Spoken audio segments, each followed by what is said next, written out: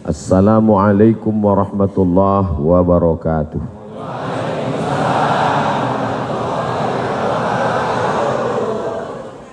Alhamdulillahi wa kafa wassalatu wassalamu ala al-habibil mujtaba wa ala alihi wa ashabihi ahli tuqa wal wafa. Subhanaka la ilma lana illa ma 'allamtana innaka antal alimul hakim.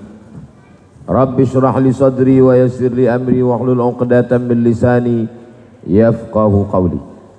Yang sama-sama kita hormati Bapak Wali Kota Tangerang Selatan beserta jajaran, bapak-bapak, ibu-ibu, hadirin hadirat, para alim, para ulama, tokoh masyarakat, jamaah fardu subuh, insyaallah semuanya dimuliakan Allah Subhanahu wa taala.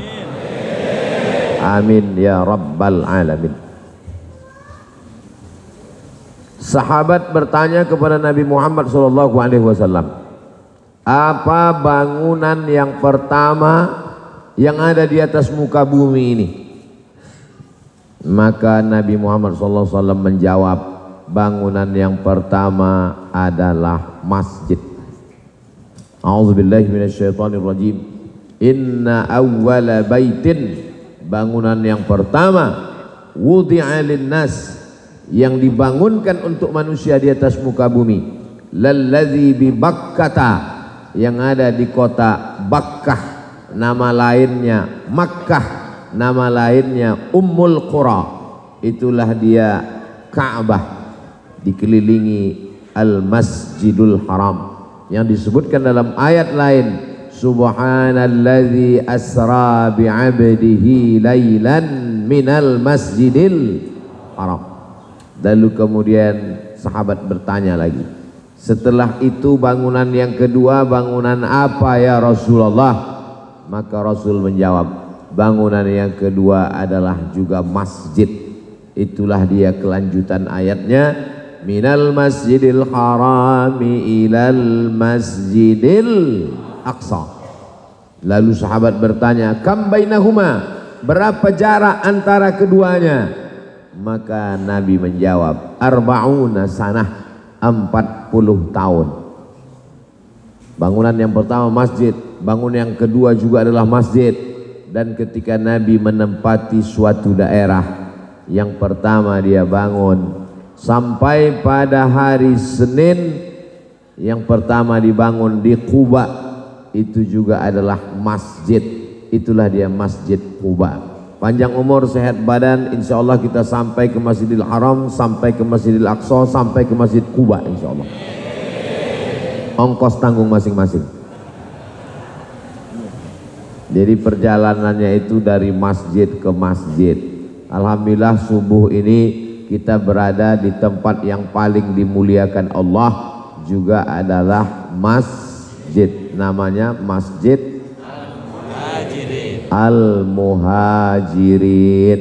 Muhajirin artinya orang-orang yang pindah, nggak tahu pindah dari mana.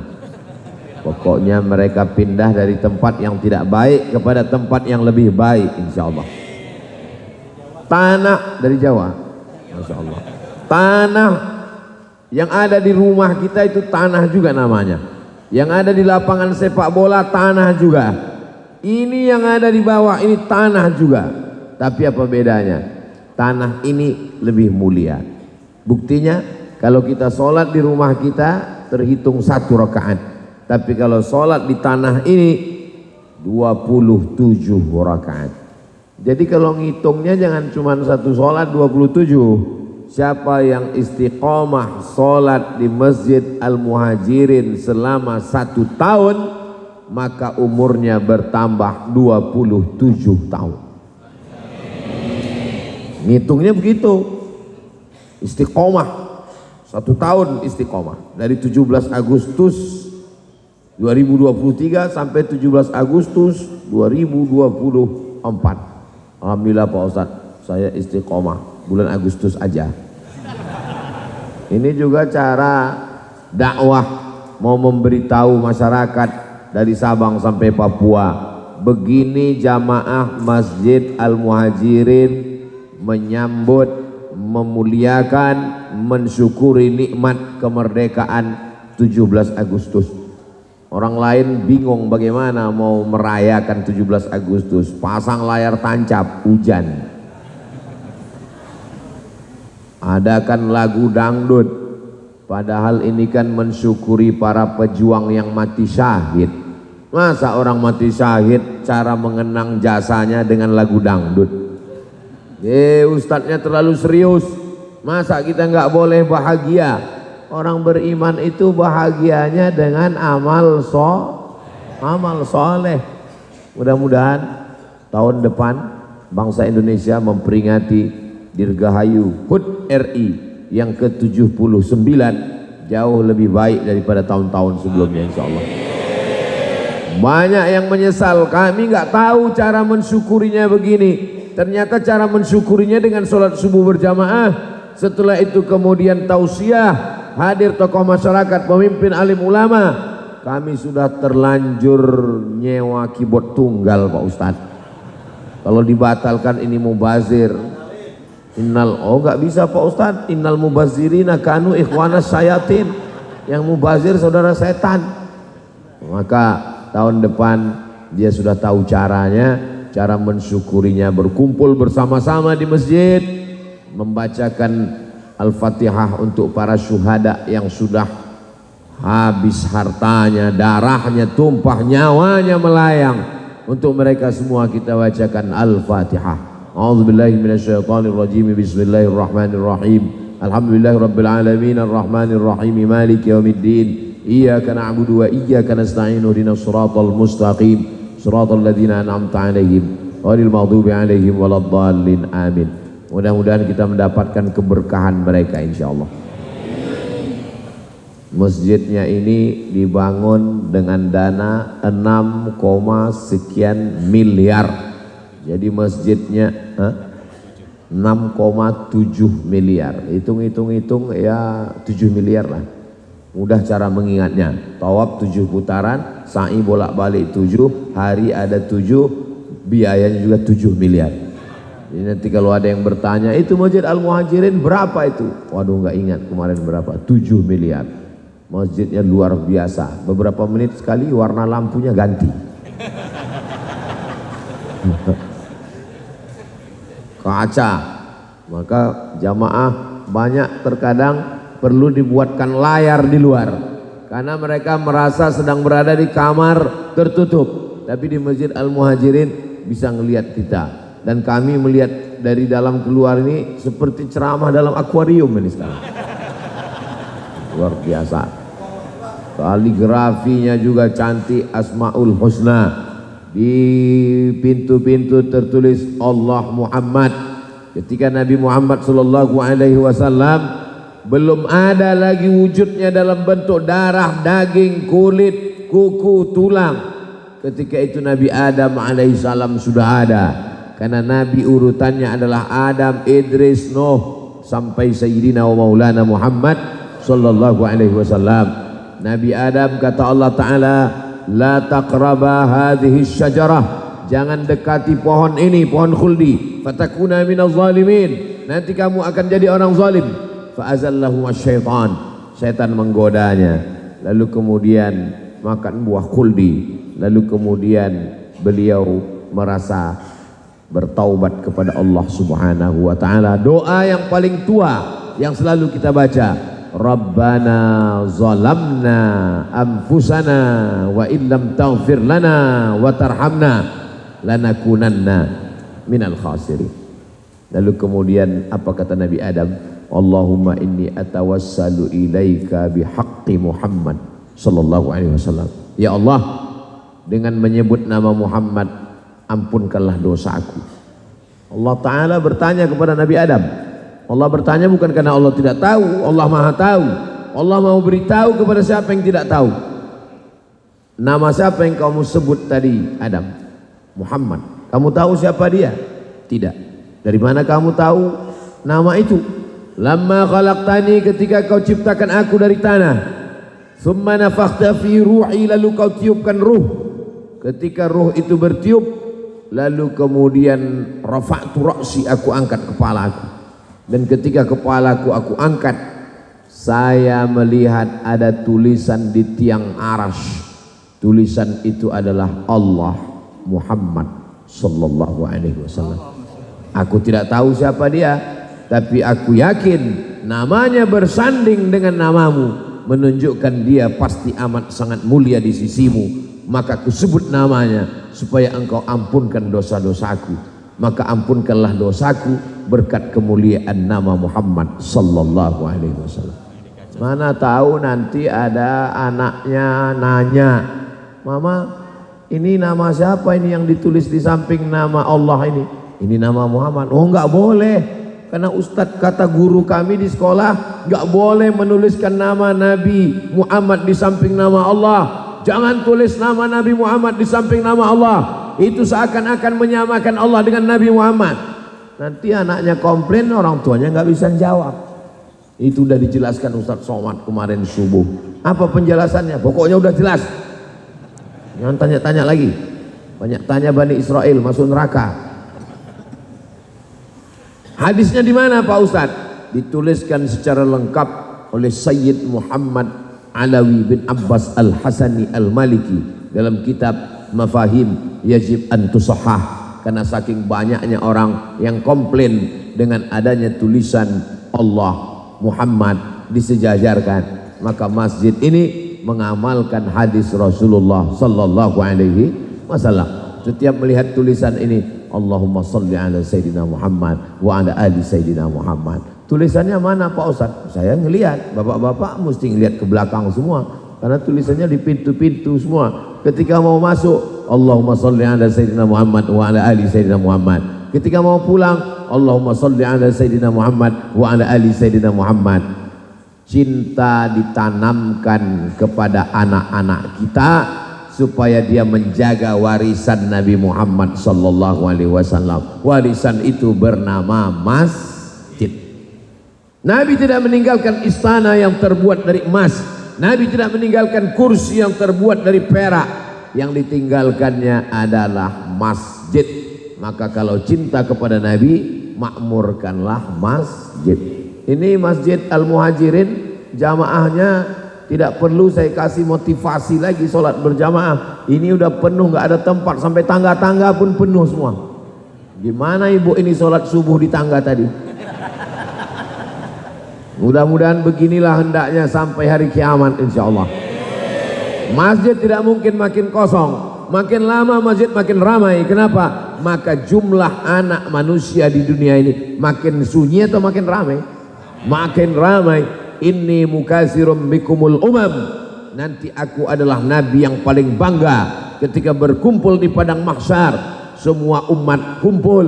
Nabi Musa kumpul, Nabi Ibrahim kumpul, tapi nabi yang paling banyak umatnya adalah Nabi Muhammad sallallahu alaihi wasallam. Maka banyak, silakan punya banyak anak keturunan. Kata Nabi, tazawwajul walud al-wadud, nikahilah perempuan yang subur, yang penyayang dan banyak anaknya. Nah, maka yang muda-muda silakan tambah lagi sebanyak-banyaknya. Setuju bapak-bapak? Tanya dulu istrinya. Anak Indonesia masih kurang untuk memenuhi tanah Indonesia yang kosong. Ini saya kalau pulang naik pesawat melihat ke bawah, masih banyak hijau, masih belum banyak lagi umat manusia. Dulu katanya bangsa Indonesia ini rakyatnya sudah banyak, betul. Kita pun juga ngangguk kepala. Oh iya, orang Indonesia sudah terlalu banyak. Ternyata sekarang India 1 miliar, Tiongkok 1,4 miliar. Kita belum ada apa-apanya. Maka kalau mau umat ini kuat, umat ini hebat, jumlahnya mesti banyak. Sekarang malah ada ketakutan, tanah kita luas, jumlah orangnya kurang, dikhawatirkan orang-orang dari atas akan turun ke bawah. Tapi insya Allah kalau ditanamkan sholat berjamaah, ngaji di masjid, imannya kuat, maka kita tidak perlu takut. Ala inna awliya Allah, orang-orang yang menyerahkan dirinya kepada Allah, wali-wali Allah, la khaufun alaihim walahum yahzanun. Dia tidak takut, takutnya hanya kepada Allah subhanahu wa ta'ala. La ilaha illallah Muhammadur Rasulullah sallallahu alaihi wasallam. Masjid-masjid yang lain kadang masih terbengkalai, berdoa melihat ke atas meleleh air mata. Kenapa? Plafon belum dipasang. Tapi ketika kita sholat di Masjid Al-Muhajirin, memandang ke atas langsung terlihat awan lengkap dengan langit yang membiru. Itu mengapa sholat gak boleh ngelihat ke atas masjid tempat sujud, karena kalau ngelihat ke atas, wow, amazing, biasa ini masjidnya, kaligrafinya cantik dan indah, keramiknya, karpetnya, masya Allah. Terkadang saya kalau sholat di masjid dibisik sama panitia, mohon Pak Ustadz penggalangan dana, masjid masih ngutang. Masjid kita 6,7 miliar, nggak tahu saya udah lunas atau belum. Sudah selesai semua. Tapi bukan berarti kita berhenti berinfak, berwakaf, bersedekah. Masjid ini harus terus dimakmurkan. Tinggal lagi mengisinya dengan sholat berjamaah. Apalagi masyarakatnya padat keliling kanan kiri, maka sholat berjamaah. Ajak anak-anaknya sholat berjamaah. Anak-anak tidak bisa hanya sekedar disuruh pergi ke masjid, pergi ke masjid. Anaknya nanya, papa nggak ke masjid? Papa udah dewasa. Nggak bisa begitu. Loh, kalau kami ke masjid yang perempuan ini bagaimana Pak Ustadz? Katanya perempuan bagusnya sholat di rumah, katanya perempuan bagusnya sholat di kamar, katanya perempuan bagus di sholat tempat yang sempit, yang nggak ada orang. Perempuan lebih bagus sholat di pekarangan, lebih bagus lagi di dalam rumah, lebih bagus lagi di dalam kamar. Itu hadisnya ketika terjadi fitnah di Palestina. Itu perempuan tidak boleh sholat di masjid, takut ditangkap tentara Israel. Tapi di Masjid Al-Muhajirin ada Israel di luar. Mana ada? Ini negeri yang aman. Kita doakan Indonesia baldatun thayyibatun wa rabbun ghafur, aman sampai hari kiamat. Jangan khawatir. Lalu yang perempuan sholatnya di mana? Nanti khawatir campur aduk dengan laki-laki. Masjid Al-Muhajirin yang bawah laki-laki semua.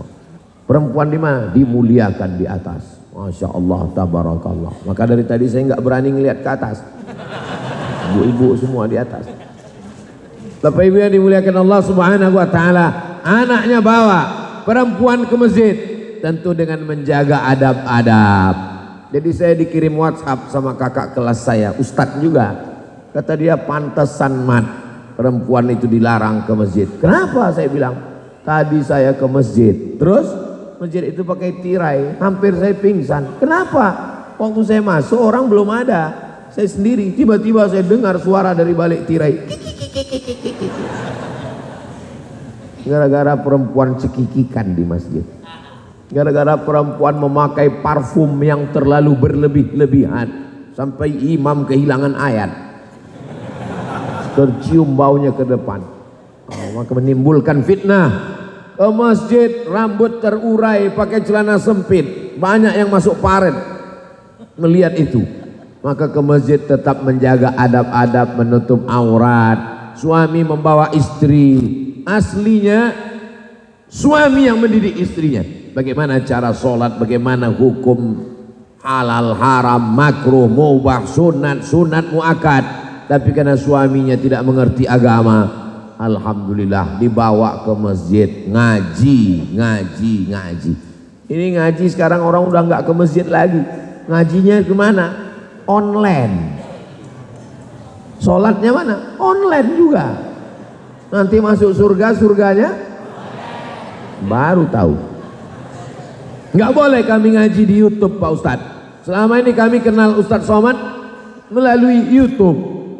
Ngaji di YouTube boleh, tapi jangan sampai tinggalkan ngaji yang ketemu dengan para alim ulama. Nggak bisa tergantikan oleh layar monitor handphone. Datang ke masjid, dengarkan pengajian, khusus pengajian subuh. Kenapa?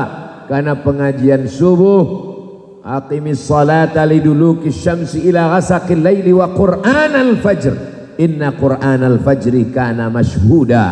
Subuh dipersaksikan oleh para malaikat. Malaikat yang jaga tadi malam, malaikat yang jaga siang ini ketemunya pada sholat subuh. Makanya kalau bersesuaian amin kita dengan amin malaikat, ghufira lahu ma taqaddama min dzambi, diampunkan dosa-dosanya yang lalu. Ghairil maghdubi alaihim waladdallin.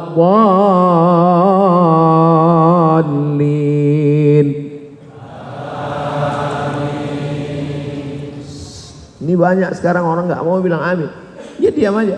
Waladdallin, amin. Bapak kok nggak bilang amin? Udah terwakili jamaah yang lain Pak Ustaz. Nggak bisa begitu. Kita ucapkan amin karena kita ingin supaya sejajar, setentang, serentak sama amin kita dengan para malaikat. Itu terjadi pada sholat subuh. Sholat subuh luar biasa. Raka'atul fajri khairum minad dunya wa ma fiha. 2 rakaat sholat qabliyah subuh khairum minad dunya wa ma fiha, lebih baik daripada dunia beserta isinya. Jadi siapa orang yang paling kaya sekarang? Bill Gates. Ada yang lebih kaya daripada Bill Gates. Siapa? Orang yang sholat subuh berjamaah. Siapa yang paling miskin di dunia? Yang paling miskin bukan fakir miskin yang mencari barang-barang bekas di pinggir jalan. Yang paling miskin adalah yang sampai sekarang sudah jam 6 dia masih juga tidur. Manama, siapa yang tidur walam yusalli, sampai tidak sholat subuh, balas syaitanu fi udhunih, setan kencing di telinganya. Allah masih sayang. Kalau Allah tidak sayang, tertulis di situ toilet setan. Toilet manusia aja bau setan, apalagi toilet setan. Maka dibangunkan anak ini, bangun. Ini hari apa? Hari Ahad, hari libur, tanggal merah. Bapaknya sudah membangunkan anaknya, bangun, sholat subuh, ayo ke masjid Al-Muhajirin. Datang ibunya, Pak, ini kan hari libur, ini tanggal merah, ya kita kasihlah anak kita libur. Ibu sama bapak mesti satu visi misi yang sama, gak bisa berbeda dalam mendidik anak, terutama membiasakan sholat ke masjid. Alhamdulillah subuh ini banyak anak-anak ke masjid. Oh, nggak ada, orang tua semua nih. Ada anak-anak sengaja nggak dikasih dekat dengan ustadz. Itu ada anak kecil, ada anak-anak. Pak Ustadz, saya mau bawa anak, tapi katanya anak-anak nggak boleh ke masjid Pak Ustadz. Anak-anak dibawa ke masjid.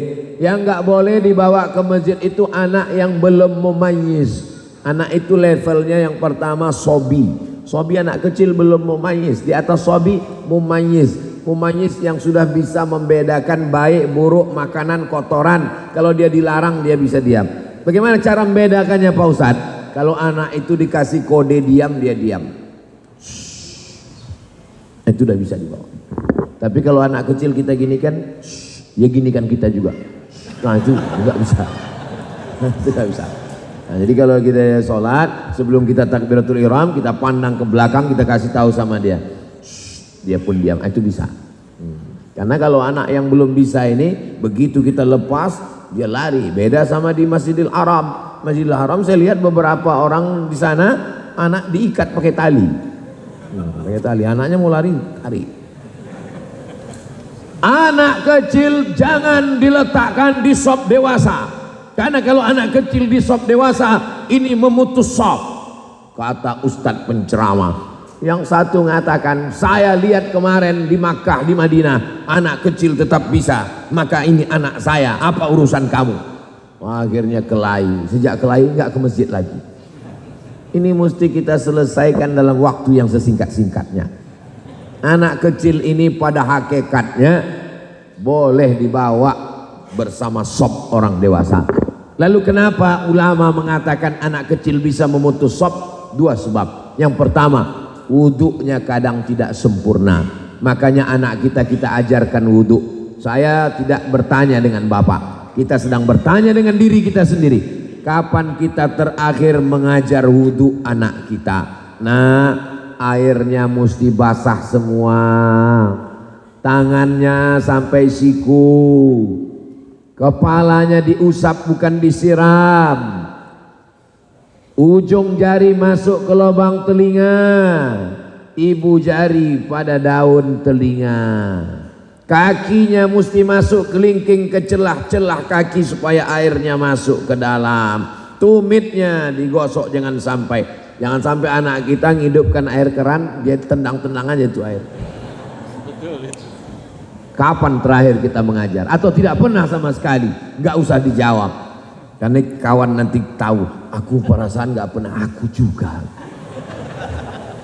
Kalau wudhunya udah sempurna, apakah dia udah boleh di samping kita? Belum. Kenapa? Ternyata di ujung senapan AK-16 masih belum dipotong.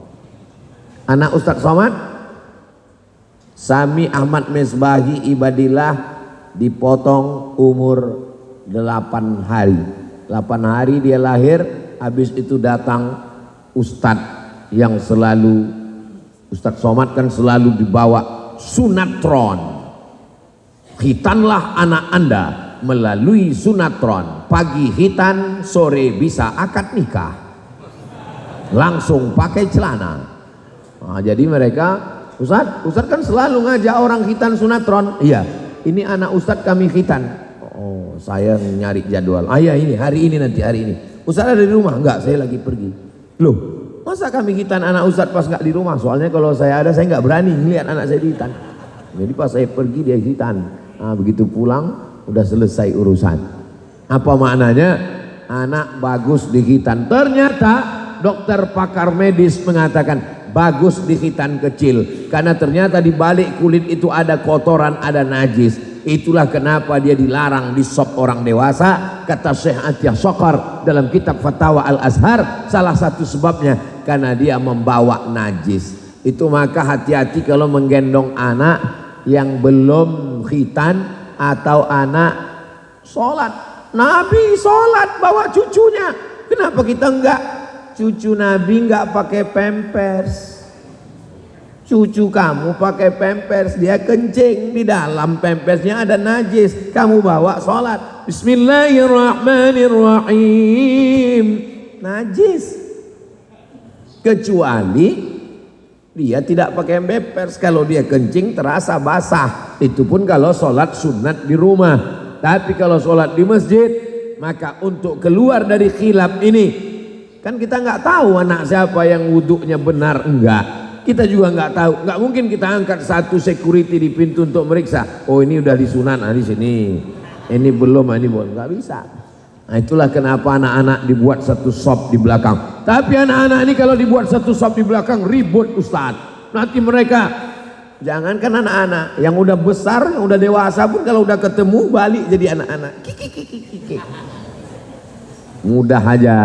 Saya pernah sholat di Masjid Agung, ulang acara tausiah, saya lihat di belakang bulan suci Ramadan, anak-anak di belakang diam, nggak ada yang ribut. Ini kenapa anak-anak ini nggak ada yang lari, nggak ada yang menjerit, tenang semua. Ternyata ada satu orang bawa rotan di belakang. Pas saya tanya, kamu mau pukul anaknya? Enggak Pak Ustadz, nakut-nakuti aja Pak Ustadz. Nggak bisa Pak Ustadz, bapaknya galak. Ini kita jaga kebersamaan ini, karena kalau tidak kita jaga, anaknya ribut, anaknya lari, bapaknya kebetulan kena kumat darah tinggi, nggak sabar mau salam, nggak ada pakai salam kiri, salam kanan, assalamualaikum warahmatullahi wabarakatuh, anak setan. Nah, akhirnya tersinggung kelahi, rusak. Masjid kosong, orang nggak datang lagi. Kebersamaan ini kita jaga pada perkara yang remeh temeh sepele. Tapi anak jangan sampai dilarang ke masjid. Saya dikirimi video, ada gambar orang habis selesai sholat salam, dia tendang anak di belakang itu sampai mental ke belakang. Bapak Ibu sudah dapat videonya? Nanti saya kirim. Kalau anak-anak kecil sudah tidak sholat lagi di masjid, apa yang terjadi dengan masjid kita 20-30 tahun akan datang? Apakah Masjid Al-Muhajirin ini tahun 2053 masih ada orangnya? Saya yakin percaya masih ada. Tahun 2023 saya datang kemari, 2053 yang mengundang saya nanti. Nah, itulah anak-anak kecil yang ada di belakang itu dekat Bapak. Mereka yang akan nelpon. Assalamualaikum. Waalaikumsalam. Ini Ustadz Abdul Somad yang dulu datang ke Masjid Al-Muhajirin tahun 2023 Agustus. Betul. Kami mau buat lagi sebagaimana ayah kami dulu membuat mensyukuri nikmat Agustus. Kami juga ingin Ustadz datang lagi. Ini betul kan Ustadz Somad? Betul. Masih hidup? Masih. Waktu itu saya tausiah masih. Waktu itu saya dengan anak-anak bapak. Bapak-bapak ini udah meninggal semua udah. Saya masih ada. Waktu itu saya bilang untuk mereka yang sudah berjuang sehingga berdirinya masjid ini, untuk mereka semua kami, bapak jangan khawatir, kami bacakan Al-Fatihah nanti insyaallah. Kita jangan hanya berpikir masa lalu. Dulu nggak ada masjid di sini. Dulu ini hanya tanah kosong. Tapi kita juga berpikir tahun 2053 siapa yang akan melaksanakan sholat berjamaah, tablik akbar, pengajian, syukuran 17 Agustus 2053, yaitu anak-anak kita itu. Kalau tidak kita didik dia di masjid, dia jadi polisi, dia jadi tentara, dia jadi pengacara, dia jadi lawyer, dia jadi hakim, tapi dia tetap hatinya tergantung di masjid. Ini berproses. Allah bisa karena biasa. Masjid kampung saya, imam depan itu pintu ke belakang pasti seperti masjid ini. Pintu ke belakang ada pintu dua, tapi bukanya tidak begini. Masjid di kampung saya pintunya kalau dibuka pintu kiri dengan pintu kanan ada ruang kosong di tengah, ada tiang di tengah, daun pintu kanan, daun pintu kiri, kalau ditutup ada kosong. Disitulah saya selalu kalau sholat Jumat melihat imam. Pulang saya ke kampung, duduk lagi saya di situ mengenang masa kecil. Ada beduk besar. Sore jam-jam 6 waktu Sumatera belum azan maghrib, maghribnya 6.30. Jam 6 saya sudah datang situ di beduk itu, booking tempat duluan. Kawan-kawan saya yang datang nggak dapat, saya sudah duluan di situ. Mengenang masa kecil. Kita sedang membuat sejarah masa kecil untuk anak-anak kita. Maka bawa dia ke maghrib. Saya ketemu promotor band 6 bulan keliling Indonesia dari Sumatera sampai Papua, nggak pernah sholat Pak Ustadz. Saya kalau sudah bawa band keliling ini nggak pernah sholat Pak Ustadz. Jadi ceritanya Bapak tobat gimana? Awalnya saya tobat itu pas sore-sore sudah masang pentas mau show konser band nanti malam Pak Ustadz. Tiba-tiba pas sore saya lihat merah di ufuk barat. Tak lama azan maghrib berkumandang. Allahu Akbar, Allahu Akbar. Ketika itu saya terbayang ayah saya menarik tangan saya ke masjid Pak Ustadz. Terbayang wajahnya, meleleh air mata saya Pak Ustadz. Itulah yang menyebabkan saya tobat Pak Ustadz. Jadi anak-anak kita ini ada juga mungkin yang sempat nyasar tapi nggak terlalu jauh. Dia masih sempat ingat masjid. Jangan sampai anak kita setelah dewasa yang dia ingat, papa dulu selalu bawa karaoke. Ayah saya membawa saya ke masjid. Dulu kalian waktu 17 Agustus gimana? Waktu 17 Agustus ayah saya membawa saya beserta ibu saya ke masjid. Kami mensyukurinya dengan tablik akbar pengajian. Waktu itu Bapak Wali Kota, Majelis Ulama Indonesia, Dewan Masjid Indonesia, alim ulama, tokoh masyarakat semuanya hadir. Apa yang kita lakukan sekarang itu yang akan mereka lakukan di masa akan datang. Mudah-mudahan anak-anak kita selamat dari narkoba, selamat dari LGBT, selamat dari pergaulan bebas, tumbuh menjadi anak-anak yang soleh dan solihah insyaallah. Hari ini anak-anak kehilangan tokoh. Tidak ada yang bisa dijadikannya panutan. Kalau bapak ibu tidak percaya, nanti pulang ke rumah, lihat kamarnya, lihat layar monitornya, gambar siapa yang paling banyak di kamarnya, apa yang terjadi. Begitu jamaah pulang ke rumah, dilihatnya kamar anaknya, ternyata bukan gambar ayah. Gambar siapa yang ada di situ? Naruto, Spiderman, Wonder Woman, Catwoman. Ternyata ayah tidak lagi menjadi tokoh.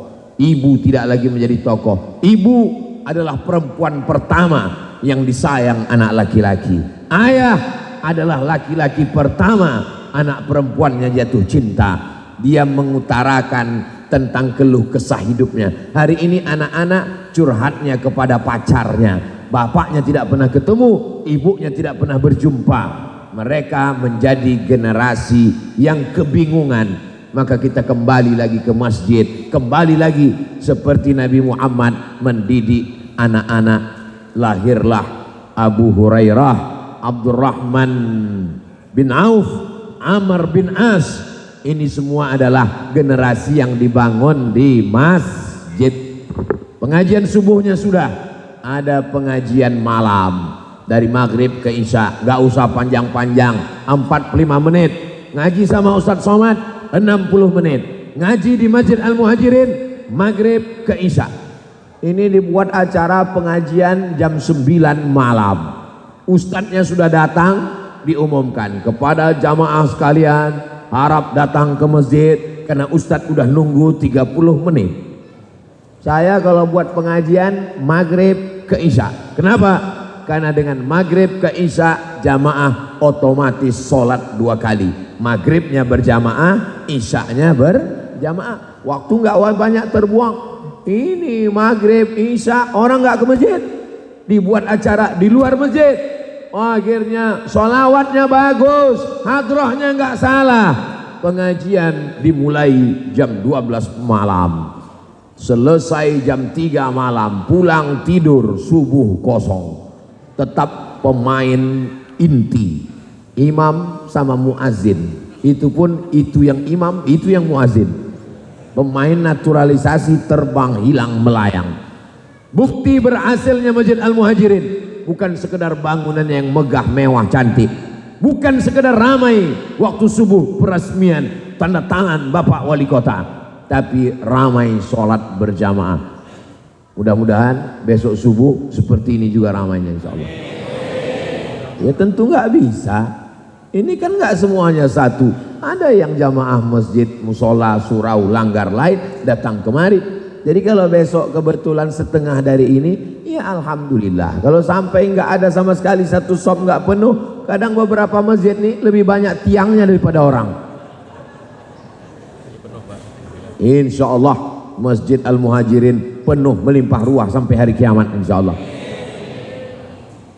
Sab'atun yudhilluhumullah, ada 7 golongan manusia yang mendapatkan naungan singgasana arsy Allah. Yauma la zilla illa zilluh. Hari itu tidak ada tempat bernaung kecuali Allah Subhanahu wa taala. Di antaranya rajulun qalbuhu mu'allaqun fil masajid, orang yang hatinya tergantung di masjid.